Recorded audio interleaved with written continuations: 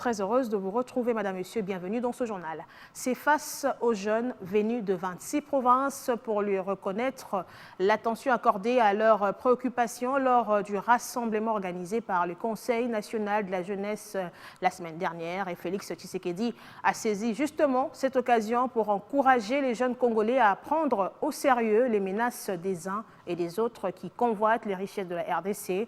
Le président de la République a répondu aux propos désobligeants du Rwandais Paul Kagame sur la situation sécuritaire fragile dans l'est du pays dont lui et son régime sont responsables. Félix Tshisekedi a tout de même appelé les Congolais à rester solidaires avec le peuple rwandais qui, selon ses termes, est muselé par ses dirigeants. Ne faites pas ça. Ne haïssez pas les étrangers. Et d'ailleurs, à propos du Rwanda, ça ne sert à rien de regarder le Rwandais comme un ennemi. Non. C'est le régime rwandais avec Paul Kagame à sa tête qui est l'ennemi de la République démocratique du Congo.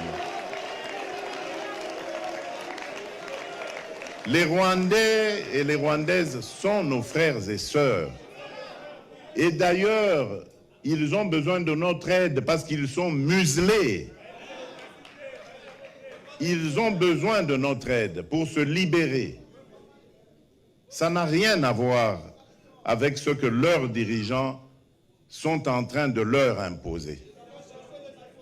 Donc, ne les regardez pas comme des ennemis, mais comme des frères qui ont besoin de notre solidarité pour nous débarrasser et débarrasser l'Afrique de ce genre de dirigeants rétrogrades qui ramènent les méthodes des années 60 et des années 70. Alors qu'en Afrique, on avait décidé de mettre fin au bruit des armes. Si vous vous rappelez, ceux qui suivent un peu, c'était 2020, il fallait taire les armes en Afrique pour que l'Afrique passe à autre chose, comprenne qu'elle est la dernière de la classe dans le monde parce que, justement, à cause des guerres et des divisions, nous nous étions entendus comme ça. Malheureusement, ce n'est pas arrivé, on a dû encore prolonger, mais c'est à cause, justement, des dirigeants tels que Paul Kagame. Et il s'enorgueillit d'être un faiseur de guerre, un spécialiste dans la guerre.